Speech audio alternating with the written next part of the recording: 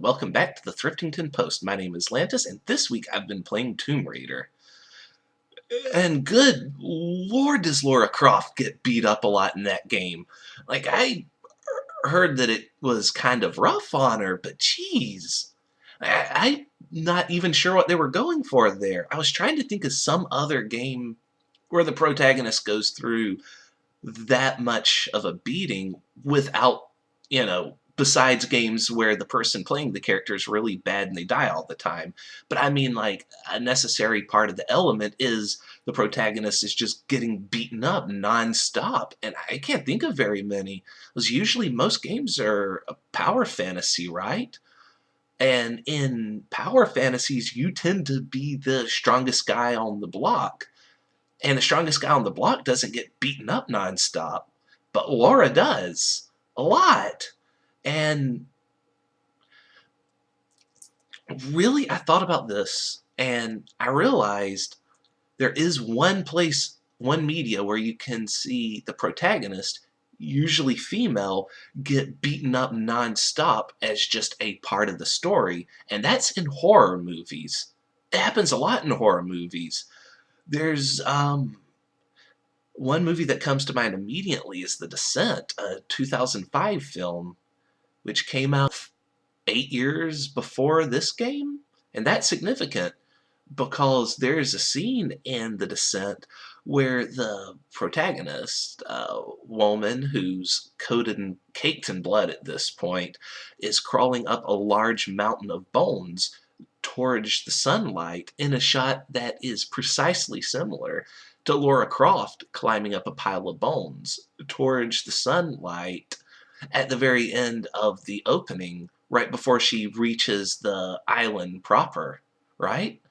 So it's my guess that one of the 3 directors of this game really wanted to make a horror movie, and he took his horror movie idea and overlaid it on top of this game so that we're just kind of seeing that story play out. It's the only way everything makes sense. Where, if you look at this from a horror movie standpoint, then sure, Laura could get a metal pipe stabbed through her, she can get hung upside down, everything else that happens to her could occur, and it would all seem perfectly normal. So maybe that's it. The director just wanted to make a horror story, couldn't get the film rights, but then he was given Tomb Raider and was like, okay, this is it, this is my time. And then he ripped off The Descent. That could be unfair. Maybe the idea of a woman climbing up bones towards the light is like a trope or something, one that I've somehow never heard of, but it's been around forever. Either that or Tomb Raider nicked it from The Descent. Well, besides that, the game itself is gorgeous. I really can't believe my PC can play it. Like, I mean, just standing on top of a cliff, looking out at the sand below, the ocean beyond that, the plants all around me, everything just glistening in the rain, and it's crazy. I was expecting my computer to blue screen like any second. But I mean, it never did. It ran it perfectly. It did crash a couple times, so there is that. But that was over the course of the whole game, and as far as I can remember, it didn't mess me up too much, so, Of course, the gameplay itself is great. Like, all I do is just, like, run around shooting cultists, and I could do that all day. It's fantastic, but what I could do without is all the QTEs, the QuickTime events. Like, there could be a guy that jumps out at me from behind a truck. If this was just normal gameplay, I would kill him and move on, no problem. He wouldn't stand a chance against me. But then it triggers a QTE, and suddenly he can overpower me and toss me off a bridge because I wasn't able to press Y fast enough. And that gets to be really obnoxious. Or, you know what, there was this one point where you're thrown into a river and you have to, like, non-stop swerve around things, but you can't see where any of the stuff is because there's water splashing into your face the entire way. So you're like holding right, holding left, and then you get the cutscene of her head getting slammed through a metal spike because, again, the directors wanted to write a horror movie and they wanted to kill Laura off in the most gruesome ways possible. And so they had to make sure that the water event was impossible to do without memorizing your way through it, so that you'd have to see that gruesome scene over and over. Now it actually makes sense to me why you can't see anything. Well done, director. You're telling a good story here. Like, all your companions are dumb, but most of them die off screen. You never really see what happens to them. The other people that were on the boat with you. Oh, spoilers, by the way. I just say spoilers sometimes. Anyway. So yeah, that was well done, director. Bravo. We get to, but my point being is that since we don't get to see specific deaths for other people, and obviously not nearly as gruesome as what they do to Laura, because they hate her, they really do, they just add in all those extra fun deaths, the creative deaths, like Freddy Krueger pulling someone into a bed and spewing their blood back out of it. They add that into how Laura can die. So, alright. And then throw in the QTEs to make sure everyone's caught off guard so that you get to see all the different fun deaths, and yeah.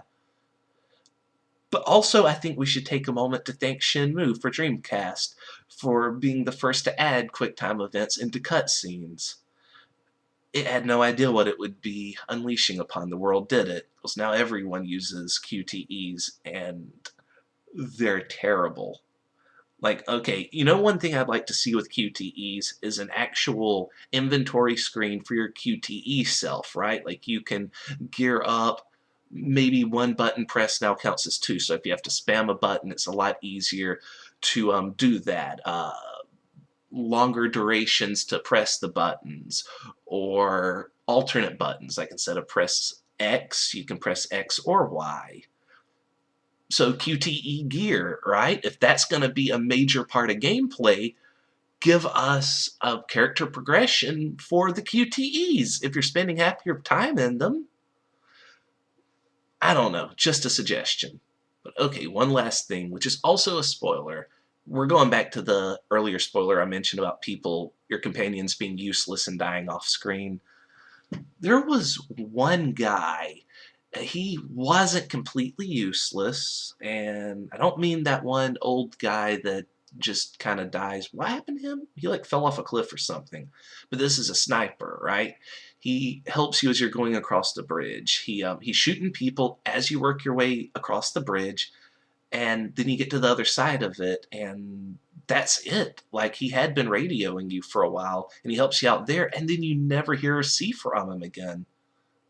Did I miss something? I mean, did he die like super off camera? Like you weren't even privy to a last radio call? Or is there like a hidden thing? Or did he die? Did he get some sort of ending elsewhere and I just missed it or forgot it? I don't know. I have no idea what happened with him. And that's been bugging me ever since, because I was, people that aren't incompetent are interesting. And I'm like, hey, this guy's a great sniper. I can't wait to see where his story arc goes, and then it disappears. So, yeah. Anyway, I guess that's all for this week's show. If you'd like to get in touch with me, you can on Twitter, Atlantis Armstrong. That's LentisArmstrong. Thank you for watching, and I'll see you later.